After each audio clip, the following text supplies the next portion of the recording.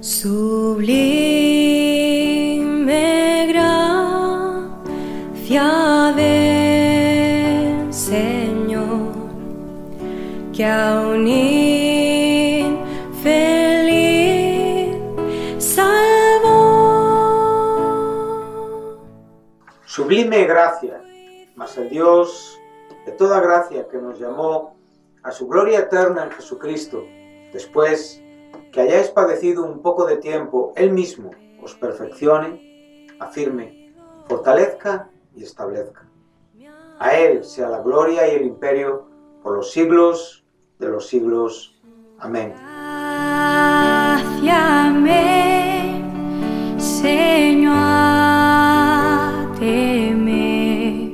Sublime Gracia es un programa que presenta breves reflexiones fundamentadas en la palabra de Dios. Es un deseo y necesidad de mi propio corazón de conocer más profundamente a este nuestro Dios de toda gracia que nos llamó a su gloria eterna en Jesucristo. Todas las semanas, en Luz a las Naciones, canal cristiano de comunicación, puedes seguir este programa y recorrer juntos el largo pero certero sendero de la palabra de Dios. Dios me salvó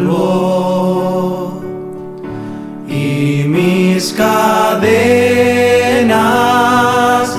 ya Él rompió.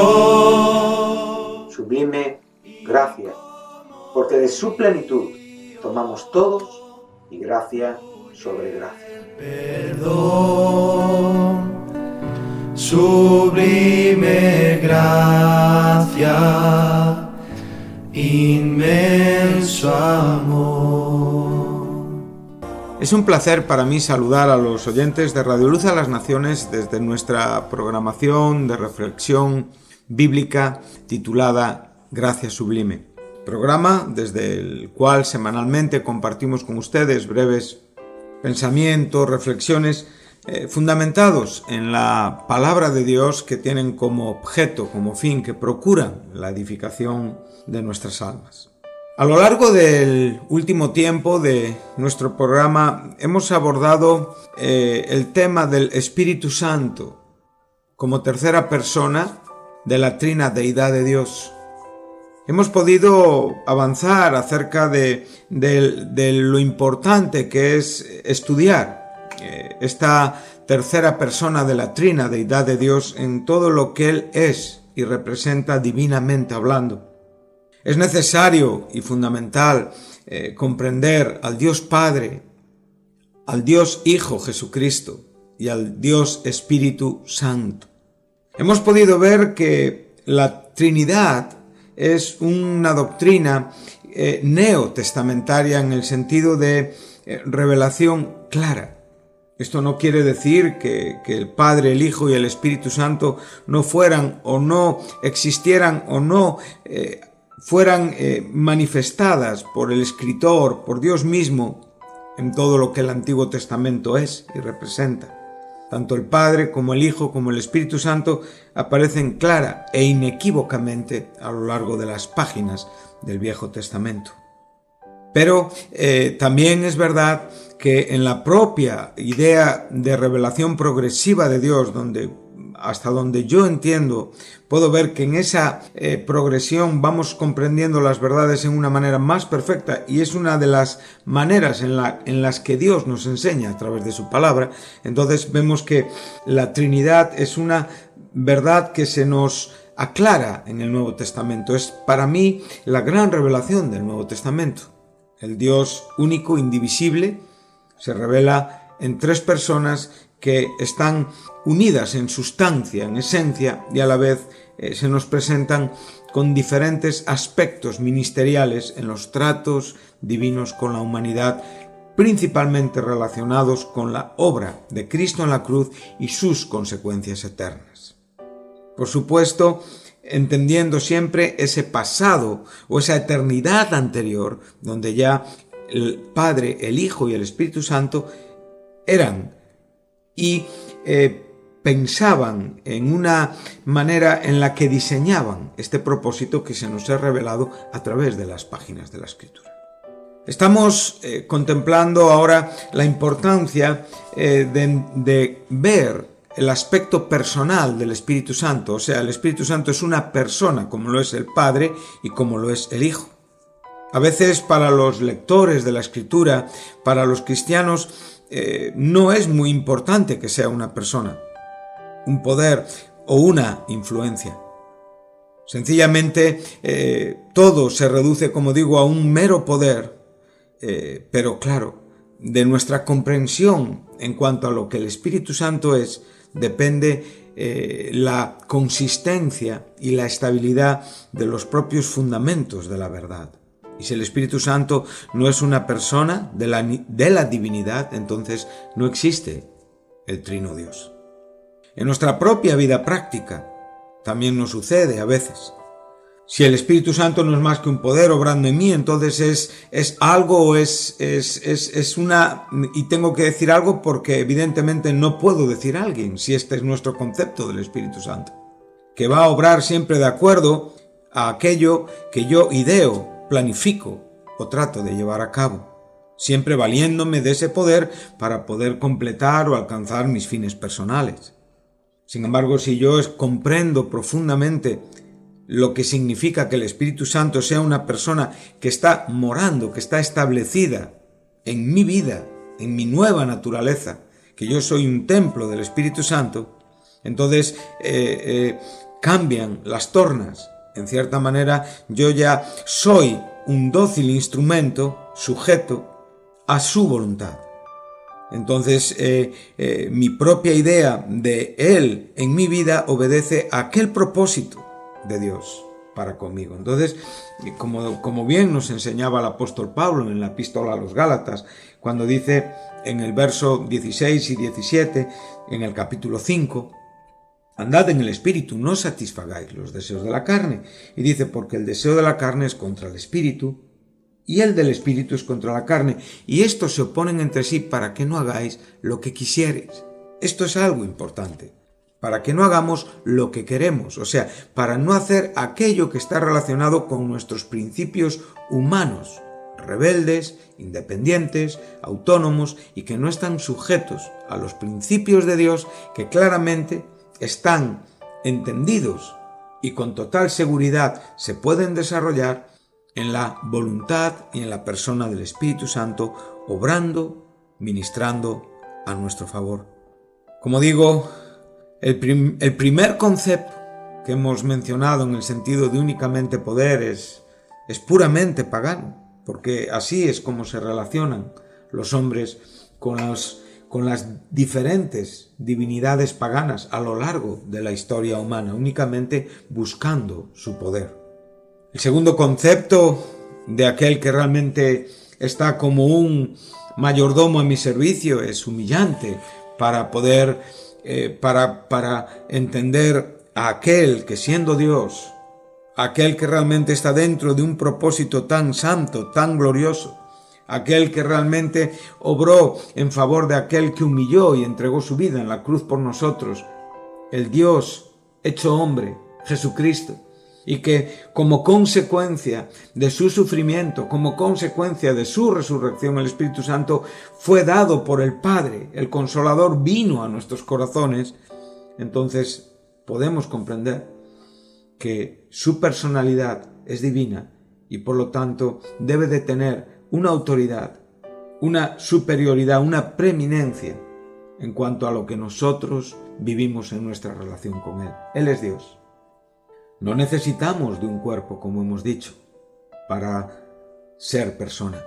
Hemos podido poner el ejemplo de Jesucristo antes de su humanización, de los propios ángeles, o incluso de nuestros difuntos que partieron, que duermen en el Señor, que están en la presencia del Señor esperando la resurrección corporal de todos los santos en ese bendito día cuando Cristo regrese a por su iglesia. Hemos podido ver también que el Espíritu Santo es persona en algunas características. Hemos podido abordar una y concluirla. Tiene virtud, tiene poder, ama. Estamos en la segunda, tiene una voluntad, tiene un determinado propósito, que es el que estamos desarrollando en estos momentos.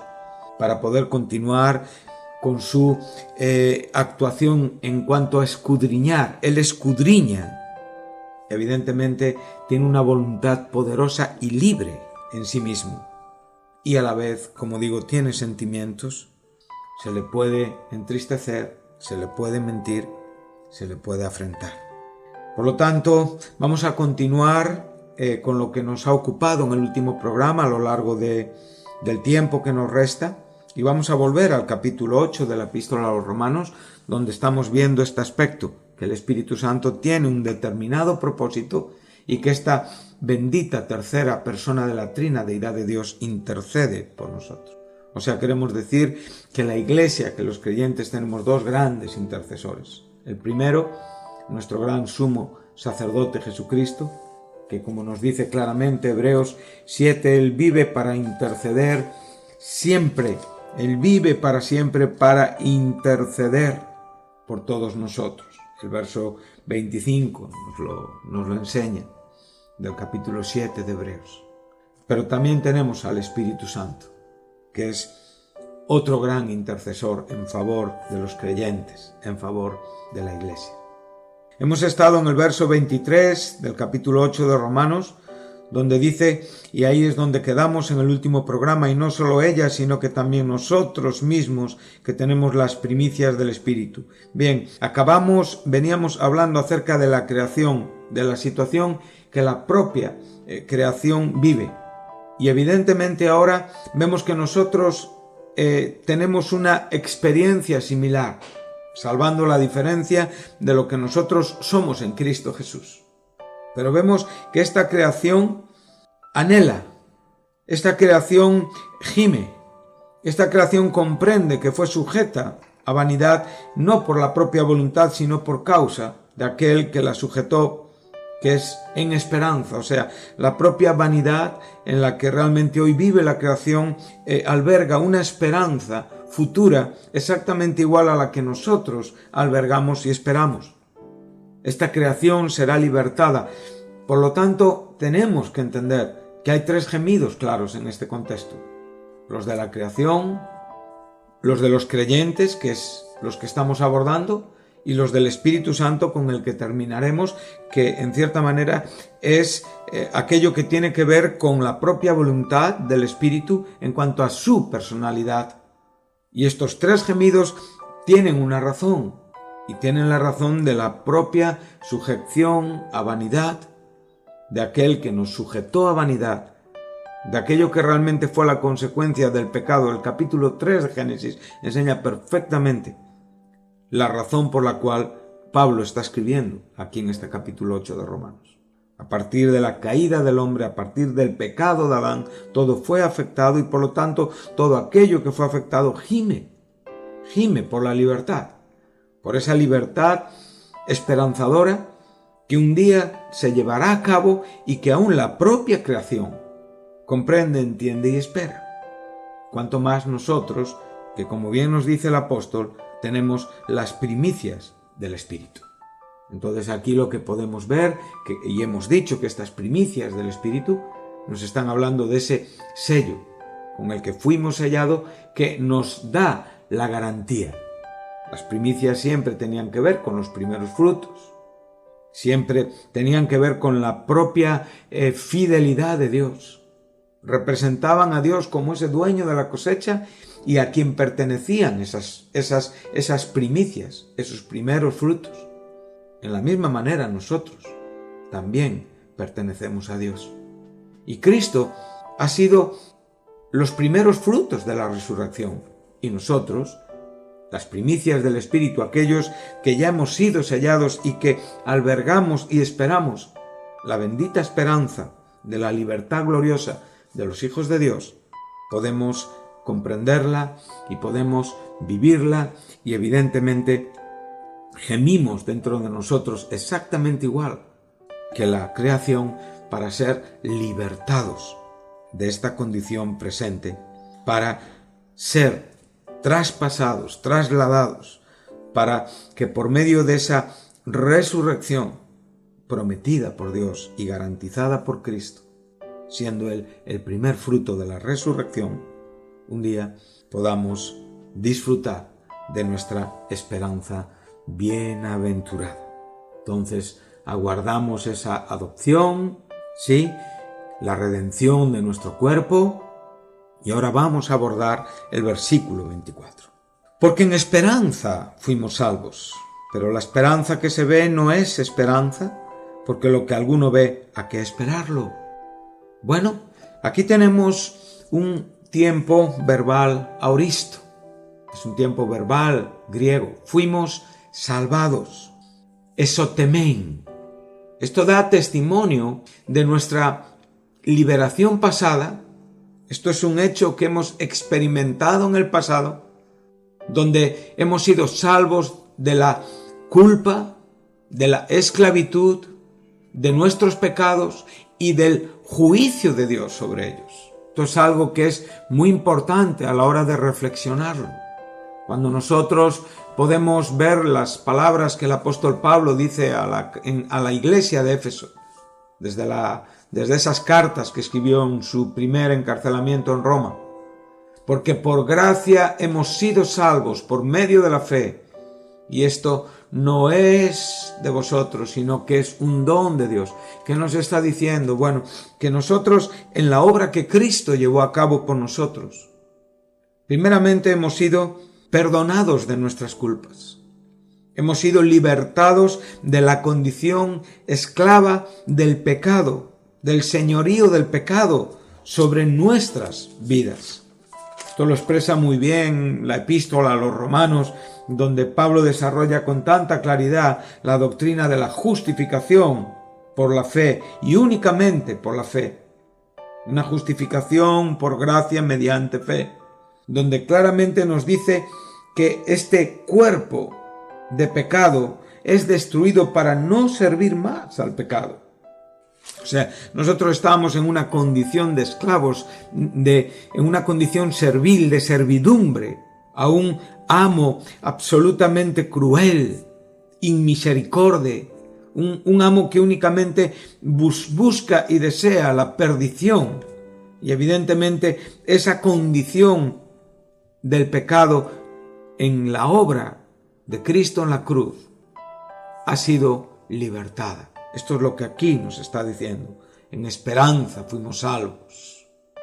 Y a la vez también del justo juicio de Dios. O sea, hemos sido libres del juicio de Dios a este mundo, pero a la vez también en Cristo Dios juzgó nuestro pecado, y ese juicio que nosotros merecíamos lo sufrió el Hijo en la cruz del Calvario, otorgándonos a nosotros la condición de justos, justificándonos. Pero a la vez seguimos siendo parcialmente salvos. ¿Qué quiere decir esto? Con esto no quiero decir que nosotros tengamos un poco de la salvación. Como bien nos enseña en el propio texto que hemos leído de Efesios 2, un poquitín antes, se nos enseña que nosotros hemos sido juntamente resucitados y juntamente sentados con Cristo Jesús en lugares celestiales. Por lo tanto, nuestra salvación es perfecta y la garantía de nuestra salvación está intacta, es segura, porque Cristo está ahí sentado a la diestra del Padre, y por lo tanto Él es la garantía inequívoca de esa declaración forense de Dios de que somos justos. Pero a la vez nosotros tenemos parcialmente esta experiencia, porque evidentemente no hemos salido de este mundo. Todavía estamos sujetos a la carne. Todavía estamos en nuestro cuerpo terrenal. Todavía, evidentemente, podremos pasar o no por algunos momentos terriblemente duros en este mundo. Como digo, todavía no hemos sido erradicados en cuanto a todo el carácter de nuestra personalidad humana. El aspecto carnal de nuestra vida no ha sido completamente eliminado, pero tenemos el Espíritu Santo que nos da la garantía de poder vivir con una total victoria. Y nuestro cuerpo no ha sido redimido aún. Sabemos que nosotros seremos salvos de la ira venidera. ¿Por qué razón? Pues como bien nos enseña Romanos 5:9. habiendo sido justificados por su sangre, seremos salvos de la ira de Dios por medio de él. Por lo tanto, todos los asuntos que ocurran en este mundo, si en algún momento nos toca pasar por alguno de ellos, nuestra condición de justificados nos libra del efecto judicial, condenatorio de la ira de Dios a este mundo. Entonces, fuimos salvados en una esperanza que es el punto a donde llegamos de esta liberación total que viviremos y que experimentaremos cuando realmente Cristo sea manifestado. Entonces, en la misma manera que la creación fue sometida a esta frustración, inesperanza, con esta perspectiva de ser libertada, nosotros exactamente igual. Entonces, esta doble esperanza apunta también al futuro y a cosas que por ser futuras y que tienen que ver con escatología no son visibles en este momento. En esperanza fuimos salvos, o sea, hemos sido salvados. Esto es un hecho pasado, como digo, tenemos un verbo en aoristo. Pero este hecho pasado es hoy una realidad en nuestros propios corazones, donde realmente somos conscientes de que hay una esperanza que es futura también, o sea, tiene ese doble aspecto interpretativo para una buena comprensión de la doctrina que estamos enseñando.